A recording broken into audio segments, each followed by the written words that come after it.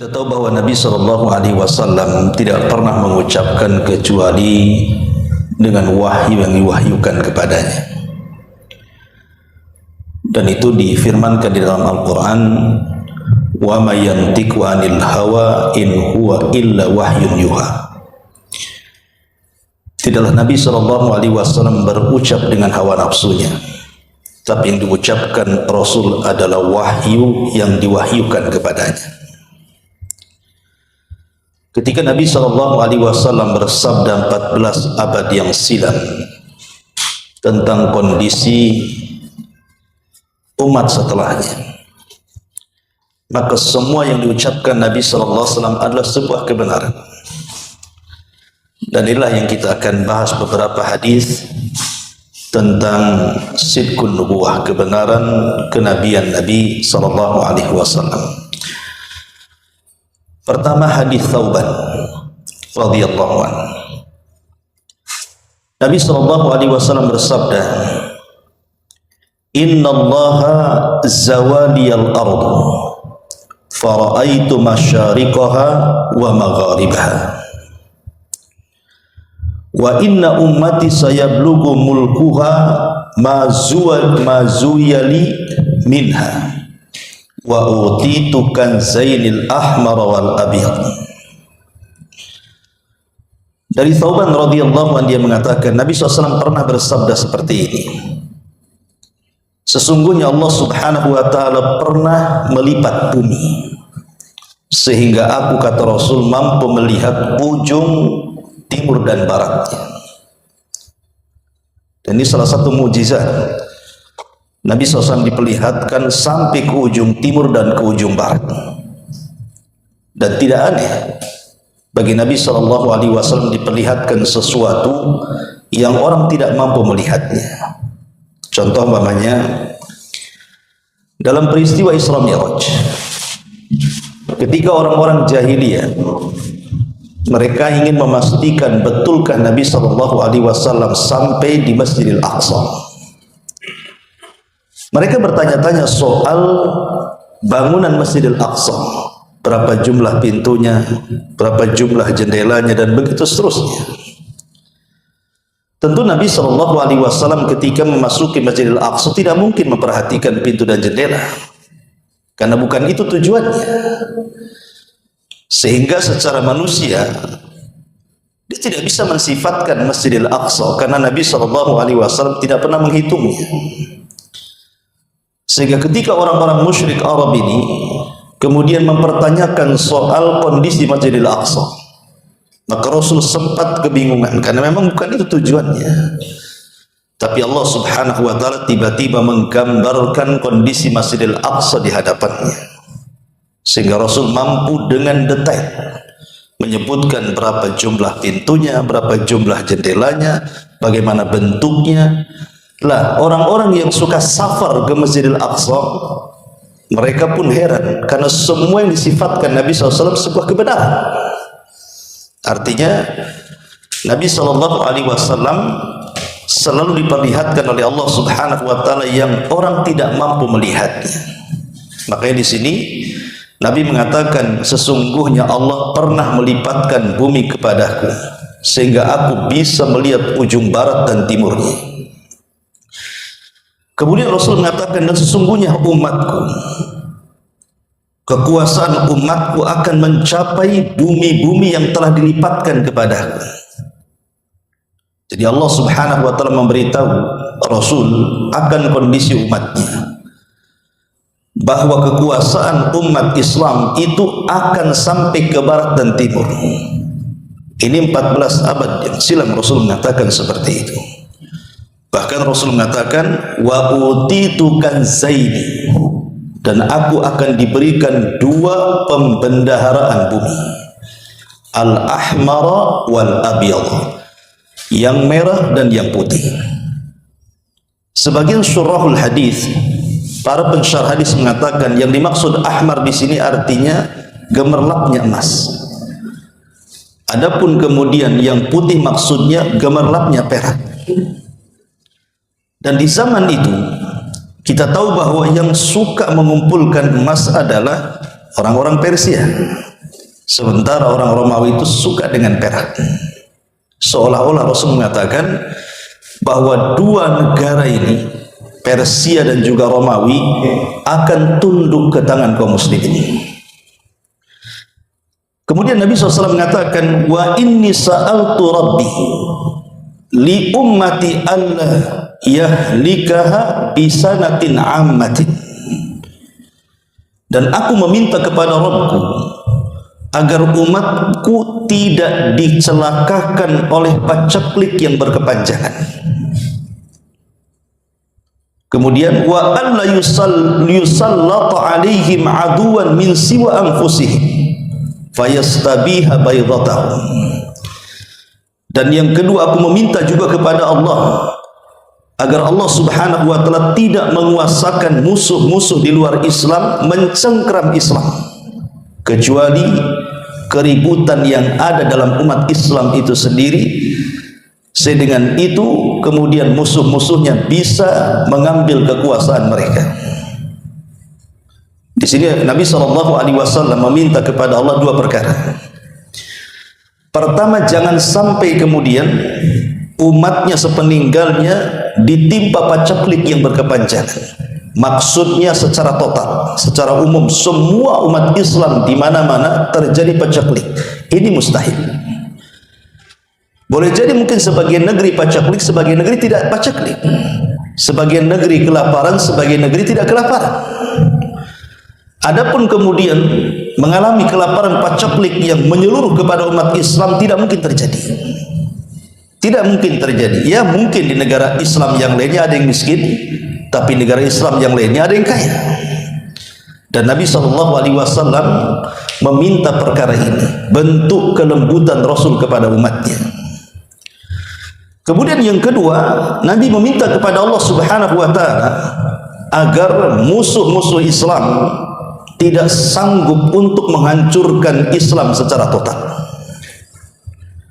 Artinya orang-orang kafir tidak mungkin menguasai umat Islam itu secara keseluruhan. Tetapi Nabi SAW tidak memberikan jaminan di dalam tubuh kaum muslimin terjadi peperangan sesama mereka. Lah peperangan sesama kaum muslimin inilah yang menjadikan musuh-musuh itu mudah mencaplok negara-negara Islam. Jadi bukan karena kelemahan umat Islam. Maknanya kalau umat Islam bergabung menjadi satu kekuatan, tidak ada orang kafir yang mampu untuk mengalahkannya. Tapi orang kafir mengalahkannya itu karena antar Islam berebutan, antar Islam ini berperang, sehingga di situ bentuk kelemahannya, sehingga musuh-musuh Islam mampu mencaplok negeri-negeri Islam. Itu maksudnya. Dan ini sebuah kenyataan. Islam itu dipecah belah oleh orang-orang kafir supaya mereka berperang. Contoh yang sederhana saja, Turki Utsmani. Turki Utsmani itu kan dipecah belah oleh Inggris dan Amerika. Dulu kan Timur Tengah bersatu, tapi kemudian dipecah-pecah. Setelah dipecah-pecah, diadu domba. Sehingga ketika orang-orang kafir menguasai negara-negara Islam dengan tuduhan macam-macam, entah tuduhan nuklir, entah tuduhan teroris, atau apa kan gitu, mereka mudah saja masuk. Karena sesama kaum muslimin sudah saling berperang dan mencurigai. Ma'asyiral muslimin yang dimuliakan Allah Subhanahu wa taala. Tetapi kalau secara umum orang kafir tidak mungkin memusnahkan di permukaan bumi ini kaum muslimin. Kemudian Nabi mengatakan, wa inna rabbi qala, dan sesungguhnya Rabbku telah berfirman kepadaku, ya Muhammad, wahai Muhammad, fa innahu la yurad. Wahai Muhammad, kalau aku sudah memberikan keputusan, maka keputusanku tidak mungkin berubah. Ini namanya takdir kauni. Kalau takdir syar'i bisa saja berubah. Alla uhlikahum bisanatin am. Dan aku berjanji kepadamu wahai Muhammad untuk umatmu agar aku tidak menghancurkan mereka dengan kelaparan paceklik yang berkepanjangan. Wa alla usallita alaihim wa an la yusallitu alaihim aduwan min siwa anfusihim fayastabiha baydatahum walau istama alaihim min man bi aqtariha. Dan yang kedua, aku pun akan kabulkan bahwa aku tidak akan kuasakan kepada mereka musuh-musuh kecuali dari tubuh mereka sendiri, sehingga musuh-musuh mudah mencaplok negara-negara kalian. Walaupun musuh-musuh itu berkumpul dari semua penjuru daerah, semua penjuru negara, mereka tidak sanggup mengalahkan umatmu. Ini janji Allah kepada Rasul. Seandainya orang kafir bersatu satu dunia untuk mengalahkan kaum muslimin, maka Allah tidak akan izinkan. Tidak mungkin terjadi, itu maksudnya.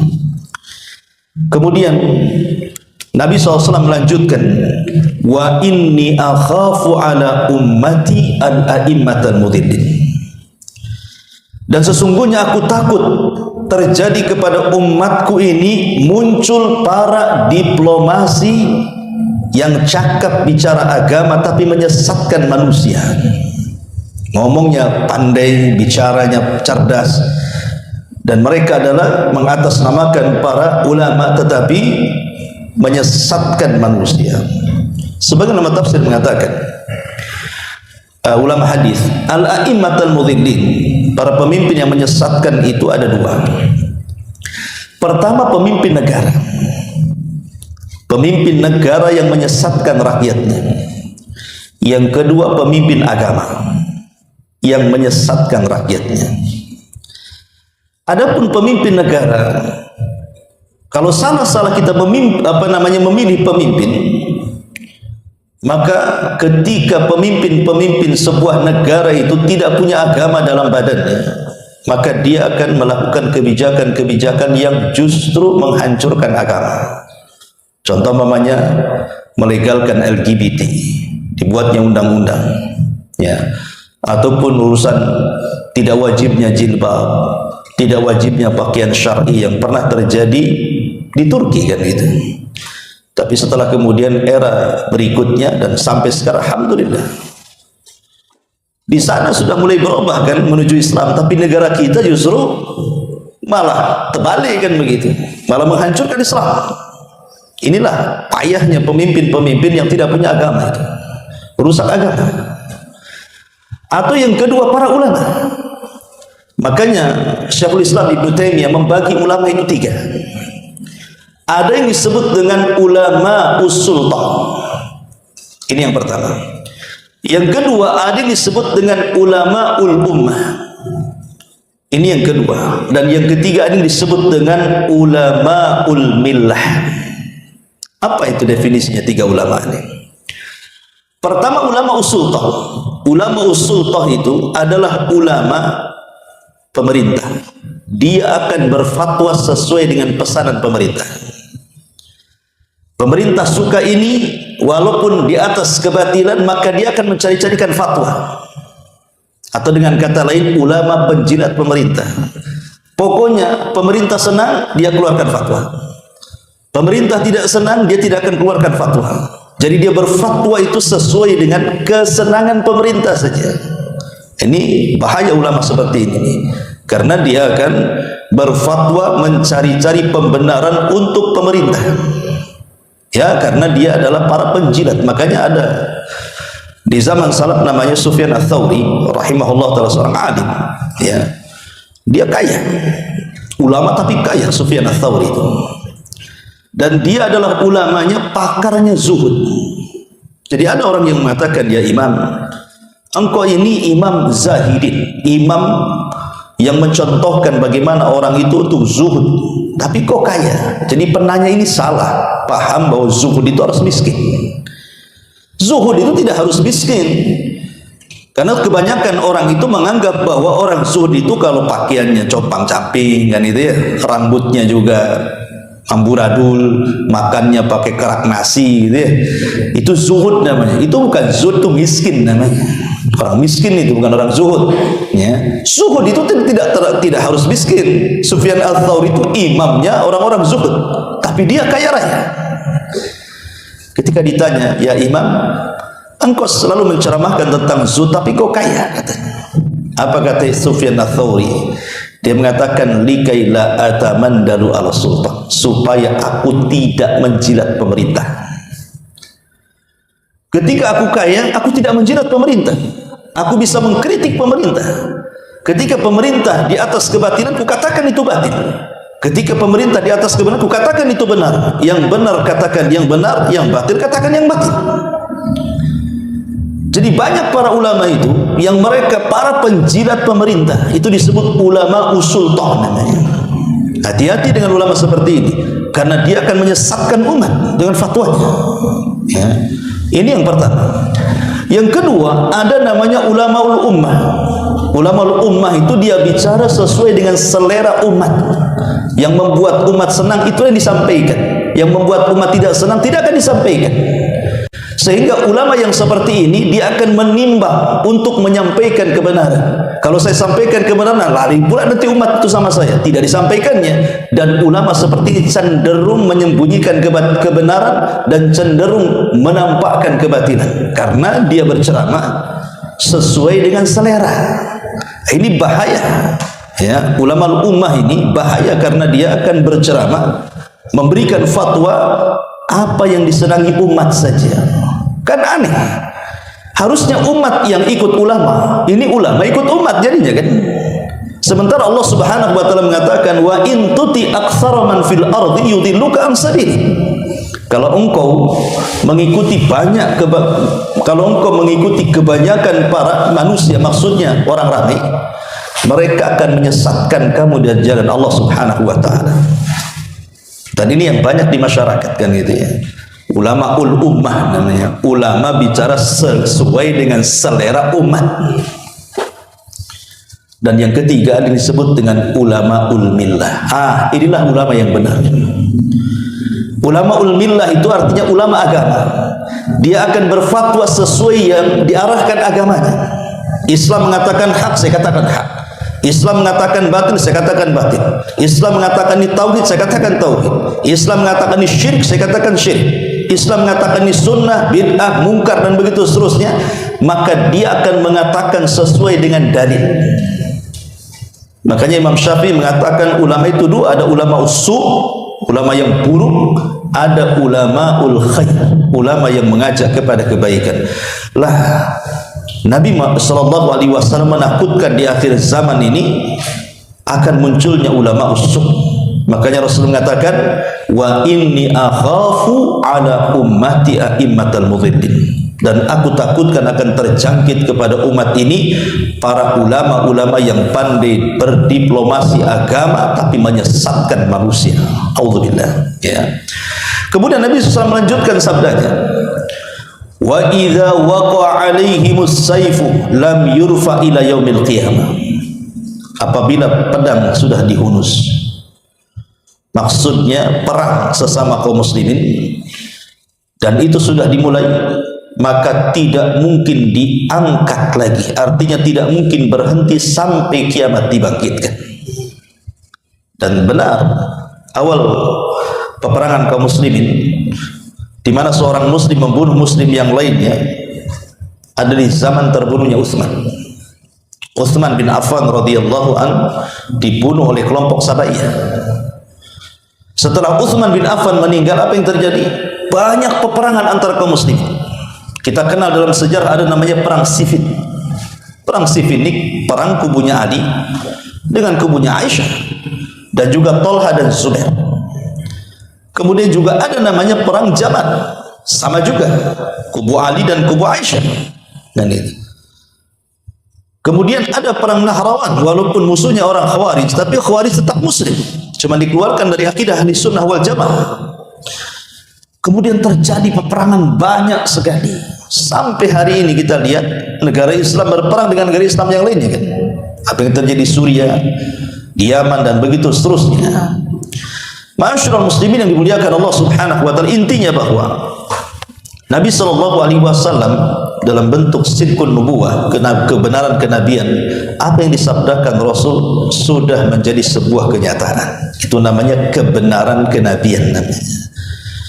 Kemudian Nabi SAW melanjutkan sabdanya, wala taqumus sa'atu hatta yalhaqa hayyun min ummati bil musyrikin wa hatta ta'buda al-awthan.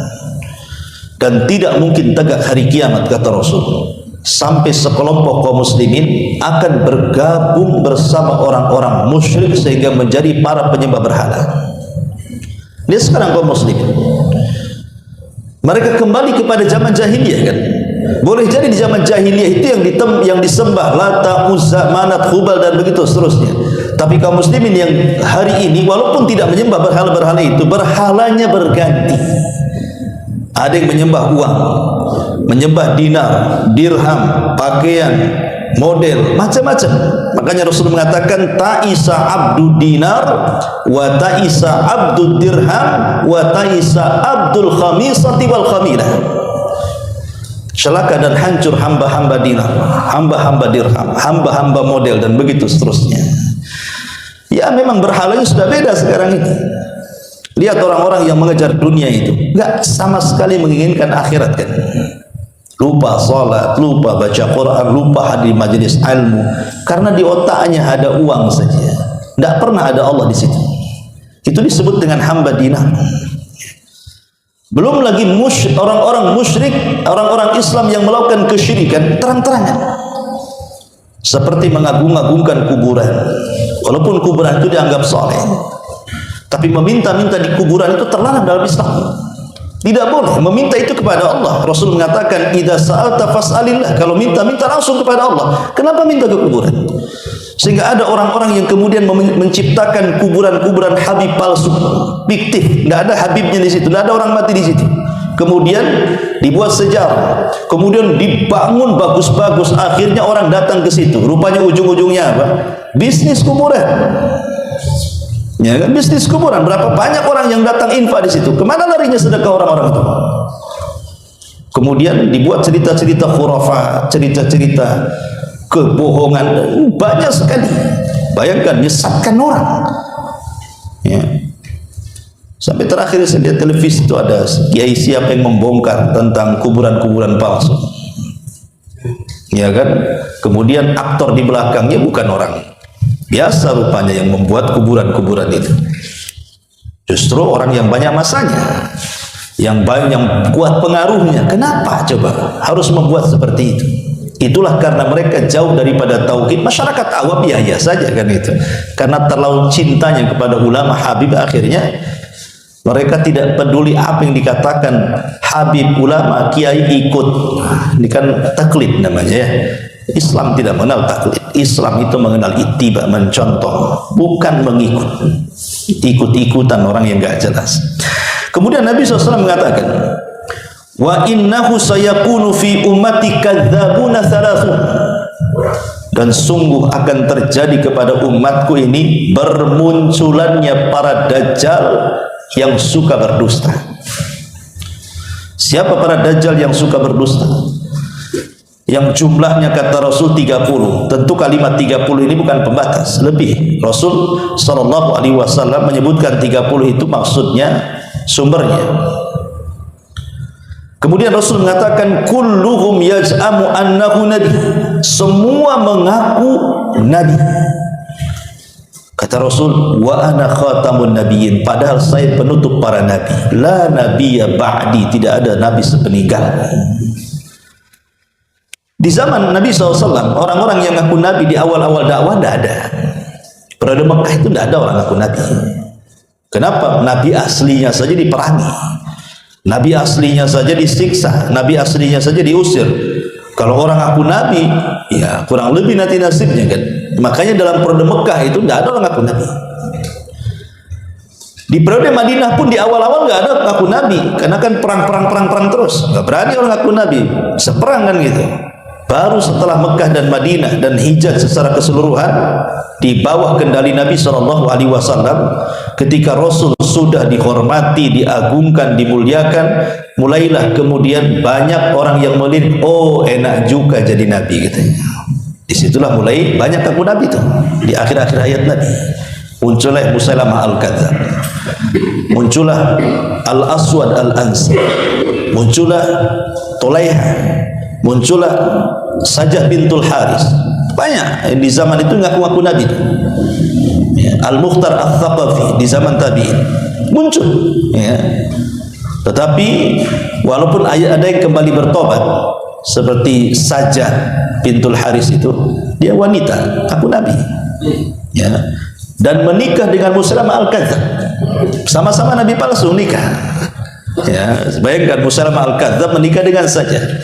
Tapi setelah Musailamah Al-Kadzdzab terbunuh oleh tentara Abu Bakar di kebun kematian, karena perang ini disebut Hadiqatul Maut namanya, kebun kematian dalam perang Yamamah itu. Meninggal, maka Sajjah bertobat dan baik keislamannya. Ya. Kemudian Al-Aswad Al-Ansi pun dibunuh di zaman Abu Bakar. Kemudian yang Tulaiha sempat diperangi, lari, tapi kemudian di zaman Abu Bakar dia masuk kembali ke Islam dan baik keislamannya. Jadi ada nabi-nabi palsu yang kembali ke Islam kemudian baik, ada juga yang kemudian berakhir tragis dengan kematian seperti Musailamah Al-Kadzdzab dan Al-Aswad Al-Ansi. Masyarul muslimin yang dimuliakan Allah Subhanahu wa taala, akhirnya di sini kita tahu bahwa banyak orang-orang ngaku nabi, dan setelah zaman itu sampai hari ini rupanya orang-orang ngaku nabi ini makin banyak merebak. Saya kira orang yang ngaku nabi itu ada di Timur Tengah saja, atau mungkin daerah-daerah India, Pakistan yang semacamnya kan. Rupanya di negeri kita pun ada juga orang ngaku nabi kan. Sudah banyak tuh orang ngaku nabi itu. Dari dahulu namanya Ahmad Musaddiq, sampai kemudian ada namanya Cecep Kurniawan, itu siapa? Itu gimana syahadatnya Cecep Kurniawan tuh? Asyhadu anna Cecep Rasulullah gitu. Tapi yang jelas bahwa nggak kehitung ya orang ngaku nabi baik di Indonesia ataupun di Malaysia. Di Malaysia juga banyak orang ngaku nabi. Ya mungkin karena kegilaannya wallahu alam, atau karena wangsit setan, jangan nggak tahu kan. Tapi yang jelas bahwa di negara kita juga ada para dajjal pendusta yang disabdakan Rasul 14 abad yang silam menjadi sebuah kenyataan. Itu namanya sidqun nubuwah, kebenaran kenabian Nabi SAW. Kemudian Rasul mengatakan wala tazalu ta'ifatu min ummati alal haqqi mansuratun la yadhurruhum man khadalahum hatta ya'ti amrullah tabaraka wa ta'ala wa hum kadzalik. Tetapi akan senantiasa ada sekelompok dari umat yang di atas kebenaran. Mereka senantiasa ditolong oleh Allah Subhanahu wa taala.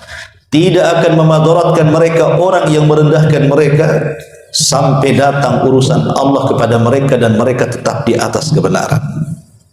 Artinya bahwa tidak mungkin kebatilan itu menyeluruh kepada umat Islam.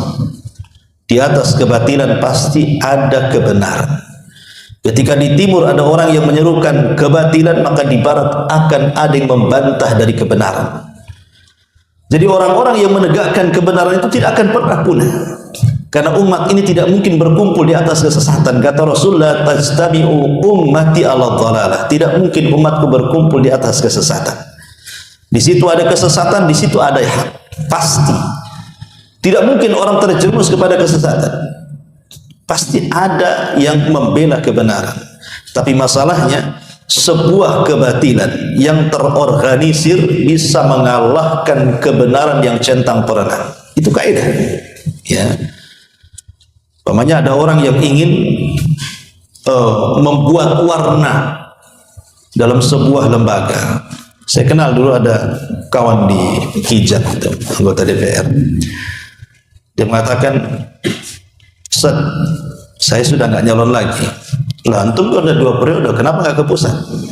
Dulu awalnya katanya, saya masuk itu ingin merubah, karena terlampau banyak kebatilan di dalam. Setelah kemudian saya masuk, saya pula yang dirubah mereka. Niatnya merubah, aku pula yang dirubah mereka. Aku sudah kapok katanya.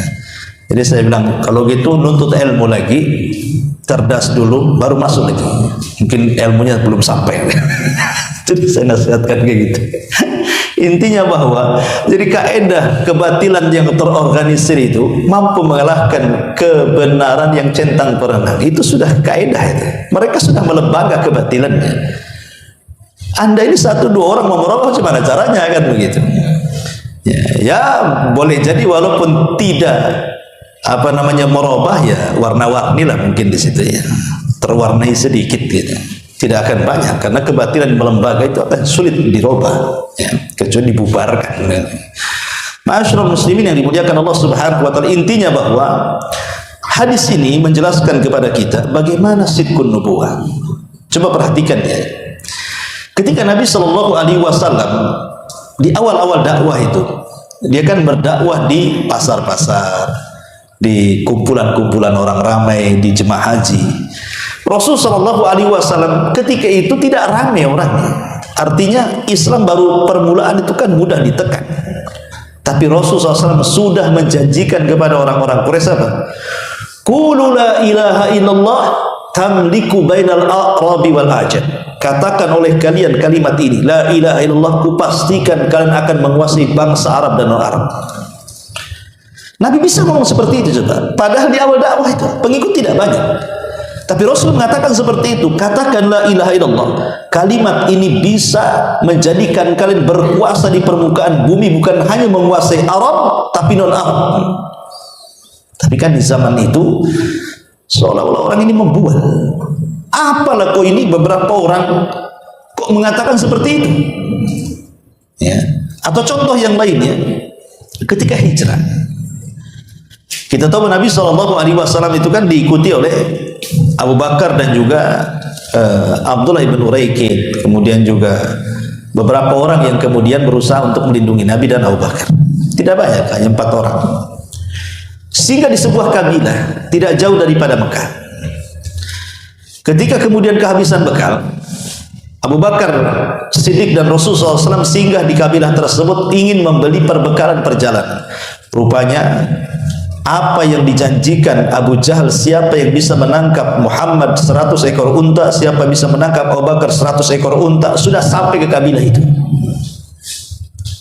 Orang-orang di kabilah itu yang sedang ada di pasar, mereka semua melirik kepada Abu Bakar.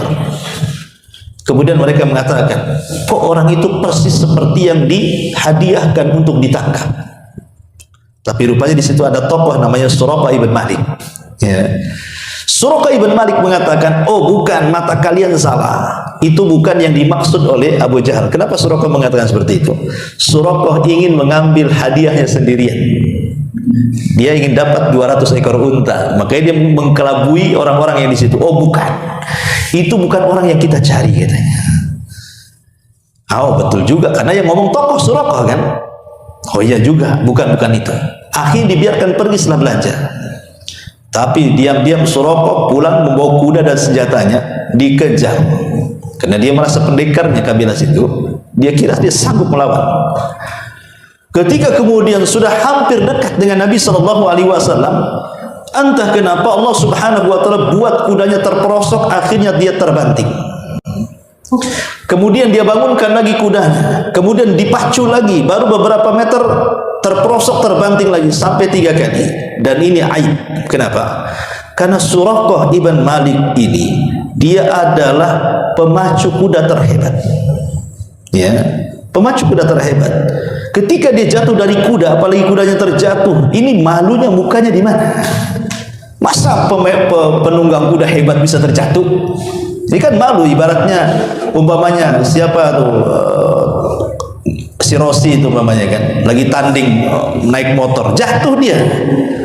Nah, kemudian naik lagi, jatuh lagi, apa nggak malu tuh disiarkan kan? Ya malu lah kan. Kurang lebih saja Suraqah itu jadi malu. Karena malu, apalagi kemudian Nabi SAW mengambil pedangnya yang jatuh, dia tidak bisa apa-apa. Kemudian Suraqah mengatakan, saya tidak akan memberitahu siapapun, asal engkau jangan beritahu aku jatuh dari kuda.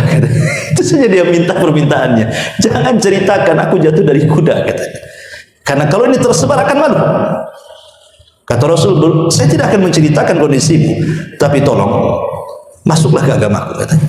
Tapi Suraqah tidak mau. Sampai Rasul menjanjikan dia, Suraqah, kalau seandainya hidupmu panjang, maka kupastikan kalau kau masuk Islam hari ini, nanti satu hari engkau akan dipakaikan pakaian kebesaran Raja Kisra kepadamu. Suraqah tertawa, apalah ini orang ini ngomong katanya. Kok aja dikejar-kejar Quraisy, kok mau menaklukkan Persia pula kan itu kan. Seolah-olah kan membual itu kan.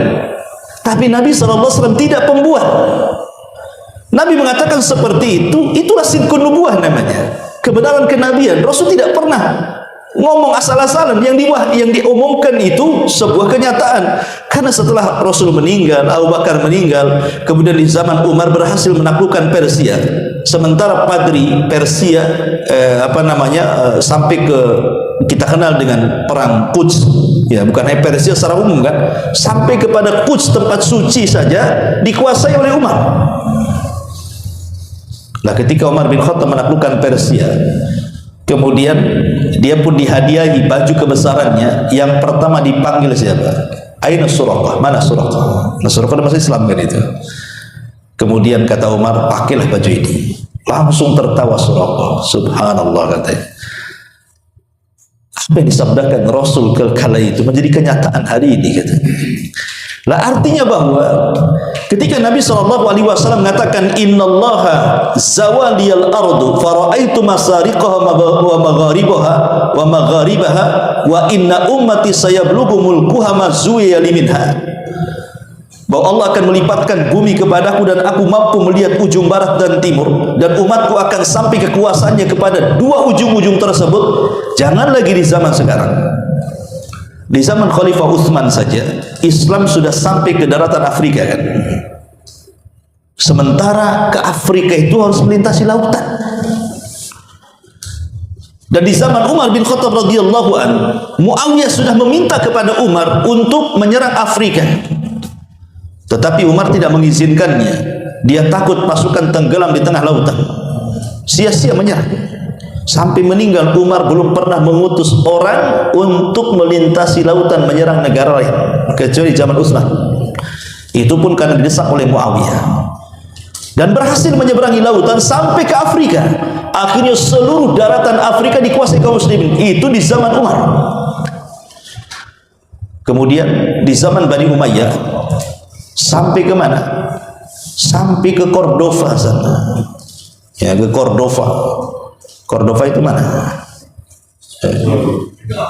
Spanyol. Ya, sampai ke Spanyol.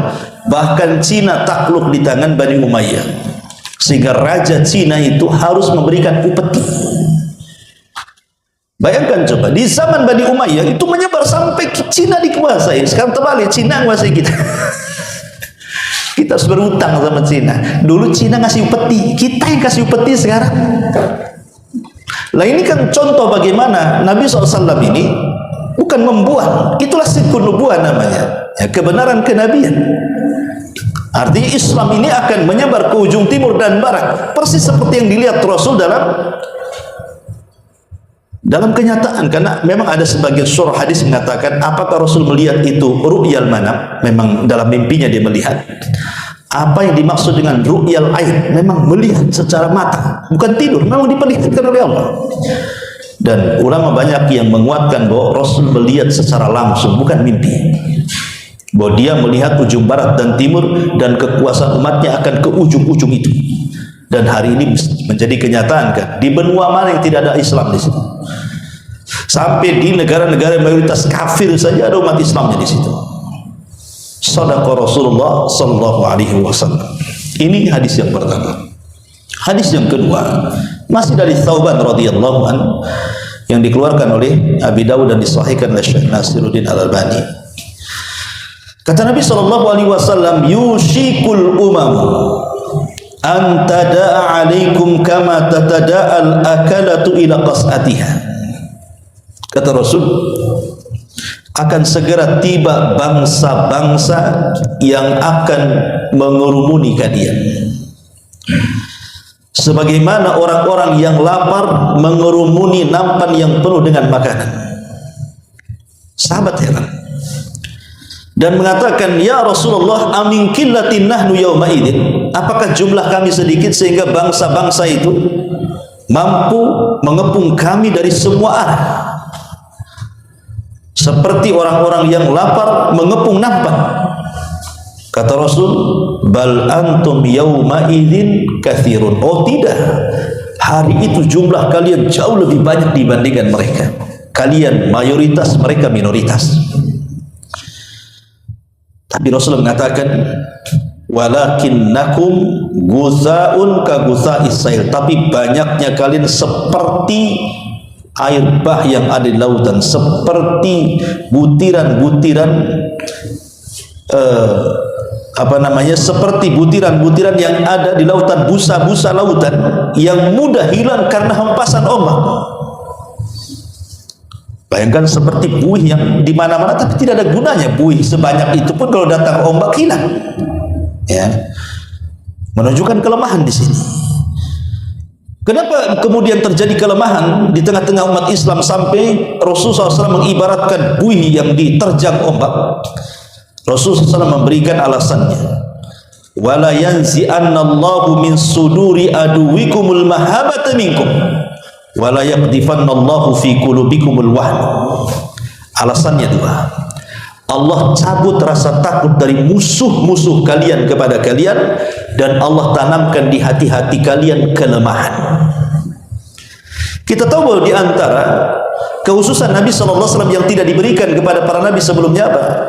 Aku diberikan Allah, bahwa Allah menanamkan perasaan takut kepada musuhku sejarak sebulan perjalanan. Itu kan mukjizat Rasul ya. Jadi musuh-musuh di zaman Rasul itu, mereka kalau menghadapi Rasul itu sudah ketakutan duluan, dan takutnya itu bagaikan perjalanan 1 bulan. Jadi sebelum berjumpa sudah takut duluan. Itu kekhususan umat Islam. Tapi di akhir zaman akan hilang. Kenapa? Justru ketakutan yang ada musuh dicabut, kemudian ditimbulkan keberanian. Sementara keberanian yang ada pada hati-hati kaum muslimin dicabut, kemudian ditanamkan kelemahan. Itu disebut dengan al-wahnu, penyakit lemah. Kemudian Rasulullah SAW menyebutkan 2 sebab kenapa umat Islam ini melemah. Kata Nabi SAW ketika ditanya, wa mal wahnu ya Rasul, apa kelemahan itu wahai Rasul? Maka Rasul mengatakan, hubbud dunya wa karahiyatul mauti. Karena kalian terlampau cinta dengan dunia dan takut kematian. Ya. Makanya dahulu ada seorang khalifah namanya Sulaiman ibn Abdul Malik ibn Marwan bertanya kepada seorang alim, ya, dan mengatakan, kata Sulaiman seorang khalifah ini kepada Abu Rafi, wahai fulan, kenapa kita ini terlampau mencintai dunia dan takut dengan kematian? Limadha nuhibbud dunya wa nakrahul maut, katanya. Kenapa kita terlalu cinta dengan dunia dan takut kematian? Apa jawaban imam ini? Dia mengatakan apa? Li'annana nu'ammirat dunya wa nukharribul akhirah. Karena kita terlampau memakmurkan dunia dan lupa di sana ada akhirat. Ya. Orang kalau sudah memakmurkan dunia, dia tanam semua sahamnya untuk rumah yang bagus, mobil yang mewah, tanah yang luas, menabung uang triliunan, miliaran dan begitu seterusnya. Lupa di sana akan akhirat tuh. Kenapa? Karena dia memandang rumahnya terus, memandang kendaraannya terus, memandang tanahnya terus, memandang uangnya terus. Lupa di sana ada surga. Ketika itu yang terjadi, cinta dunia yang tertanam, dia takut mati. Kenapa takut mati? Sebab kalau mati dia akan meninggalkan rumah yang sudah dibangunnya. Kalau mati dia akan meninggalkan kendaraan yang sudah dibelinya. Kalau mati dia akan mewariskan tanah yang luas yang sudah diinvestasikannya. Kalau mati uangnya akan diambil ahli warisnya yang sudah akan menjadi warisan bagi mereka. Akhirnya tidak mau mati dia. Itulah yang menjadikan kemudian kelemahan kaum muslimin. Mereka dibuat oleh barat itu dengan berbagai macam fitnah, dari mulai syahwat sampai syubhat. Bagaimana kaum muslimin dilenakan dengan dunia sehingga lupa dengan jihad. Ketika terjadi jihad, maka kaum muslimin orang yang paling penakut. Dari situ macam mana kaum muslimin akan menang? Ketika sudah tertanam rasa cinta dunia dan takut kematian. Ma'asyiral muslimin yang dimuliakan Allah Azza wa Jalla, lihat bagaimana ini Nabi bersabda 14 abad yang silam, 14 abad lebih yang silam, mengatakan seperti ini. Dulu di zaman Umar bin Khattab radhiyallahu anhu, siapa yang berani melawan kaum muslimin, mendengar namanya saja belum diserang sudah ketakutan. Tapi di zaman sekarang, siapa yang takut dengan kaum muslimin? Hampir negara-negara Islam itu yang pegang orang kafir. Polisi dunia mana? Amerika. Polisi ekonomi Cina, apalagi. Jadi semua dari semua penjuru kan sudah, dari persenjataan kita kalah, dari segi ekonomi kita kalah, dari segi siasat apapun kita kalah.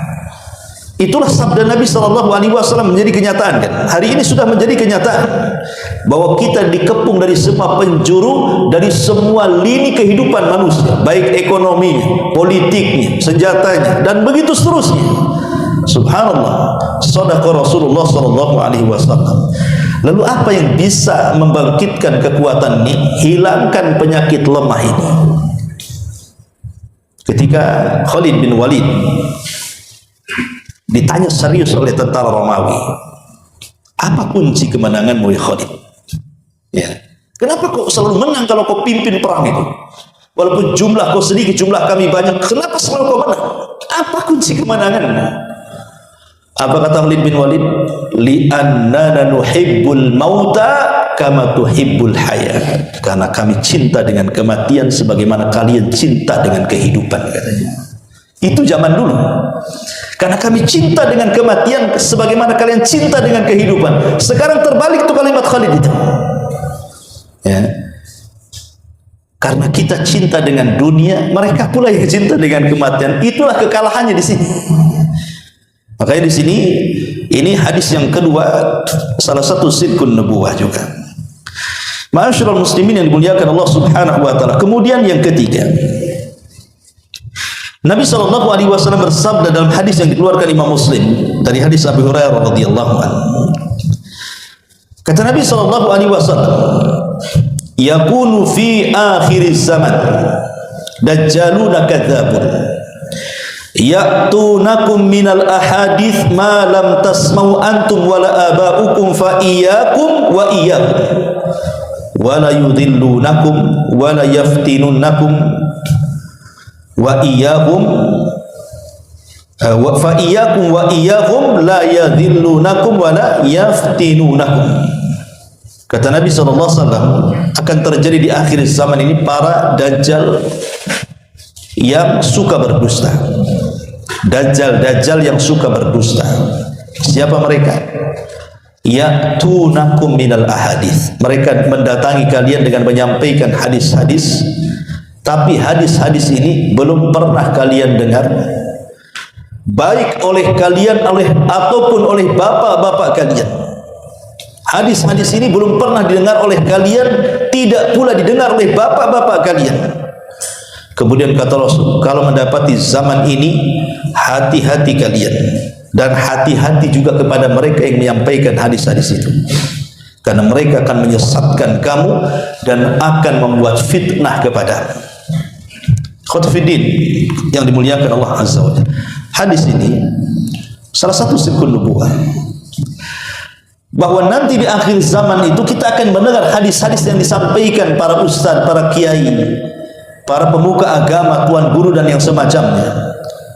Ternyata hadis-hadis ini setelah diteliti bukan hanya lemah, tapi sampai ke taraf palsu. Hadis palsu disampaikan yang tidak pernah kita dengar dan bapak-bapak kita dengar, muncul pada hari ini. Dan itu sudah terjadi kan gitu. Banyak orang-orang yang menyampaikan agama itu tidak pernah teliti dengan apa yang disampaikan. Akhirnya kemudian menulis yang sekarang zaman medsos ini, kadang-kadang kita lihat ada fadilah-fadilah zikir tertentu, fadilah-fadilah ibadah tertentu. Akhirnya orang-orang awam ya iya saja, setelah diteliti jangan lagi lemah, tidak pun ada dalam kitab-kitab hadis. Bahkan ulama menganggap hadis ini aneh, bahkan ada yang mengatakan maudhu dan begitu seterusnya.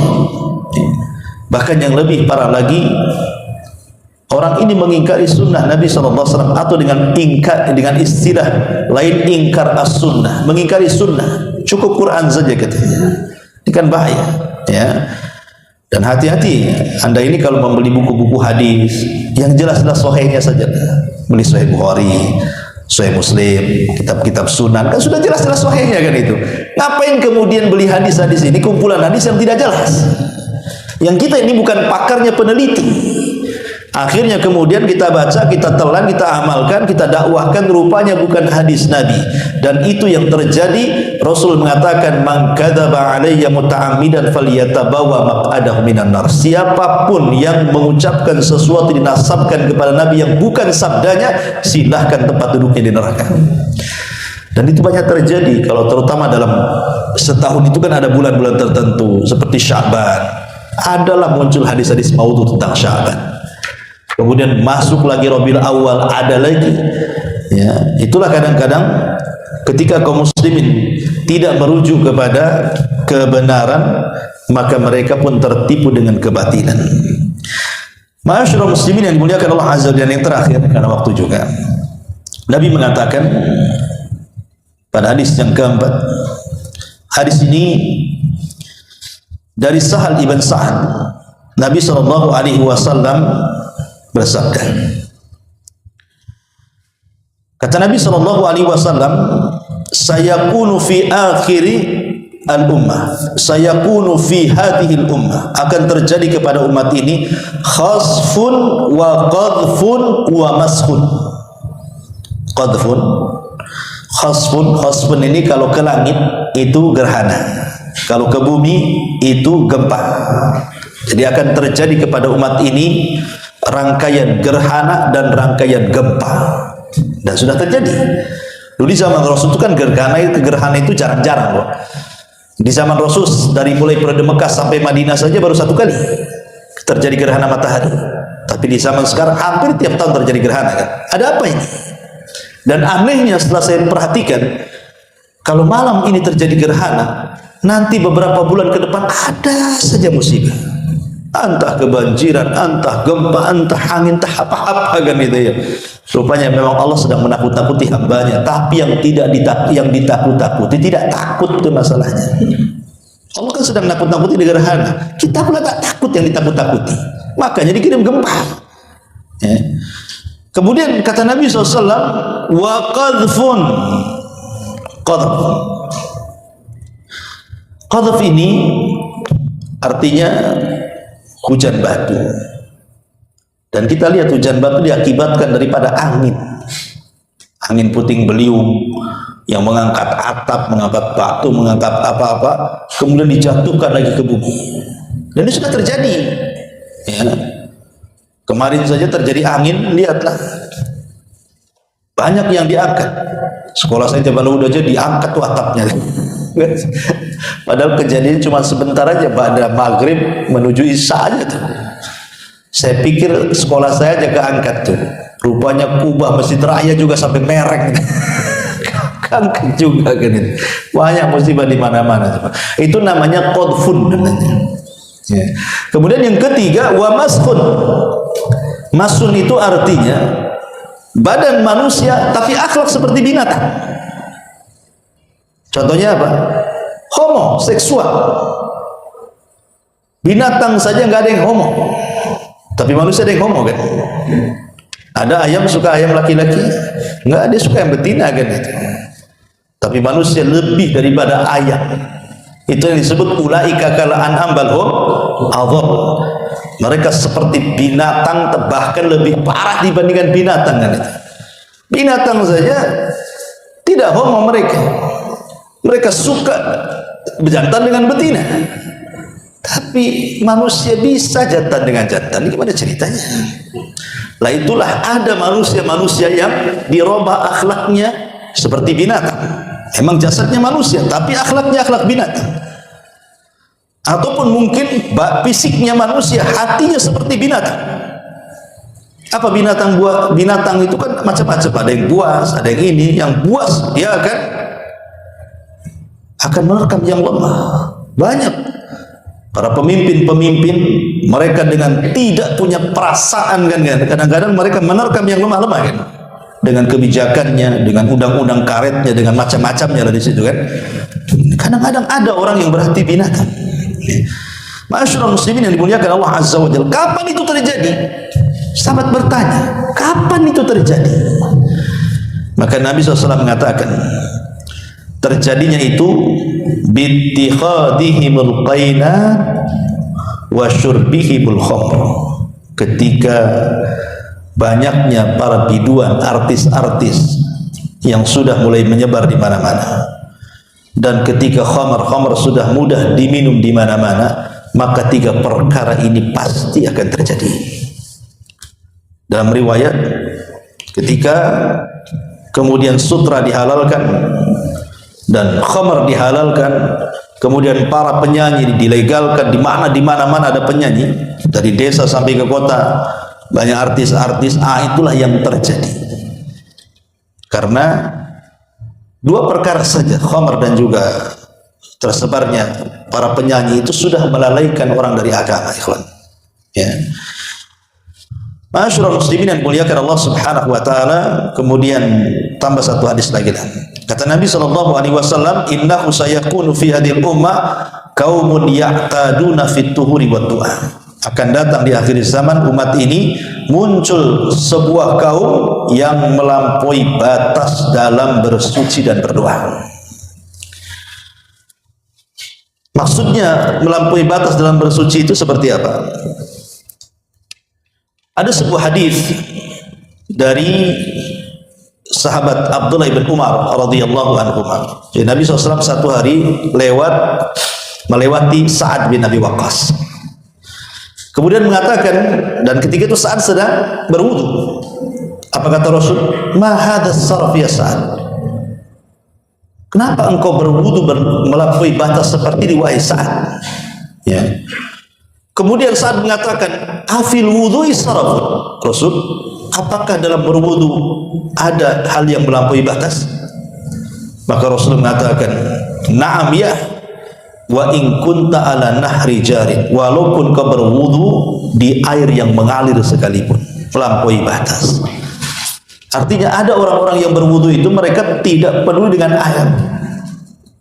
Kadang-kadang menghabiskan air banyak, padahal iktisad fil ma, sederhana dalam air itu sunnah hukumnya. Walaupun kita wudu di bak mandi, ambil ciduk, cukup yang diciduk saja kita untuk wudu, tidak usah ngambil dari bak mandi, maksudnya begitu. Ya. Jadi sampai dalam wudu pun ada yang melampaui batas, sampai ke tingkat was-was, sampai wudu berkali-kali nggak jadi-jadi, sampai satu bak mandi habis tuh airnya karena was-was. Sama dengan orang yang sholat takbir tidak jadi-jadi, mantapnya ketika imam ruku ikut ruku karena takut nggak dapat 1 rakaat kan. Ada yang seperti itu namanya was-was dari syaitan itu. Ataupun berlampau dalam berdoa, seperti contohnya ada seorang, saya contohkan dalam sebuah riwayat. Jadi ada seorang sahabat Nabi SAW, dia berdoa. Doanya seperti ini.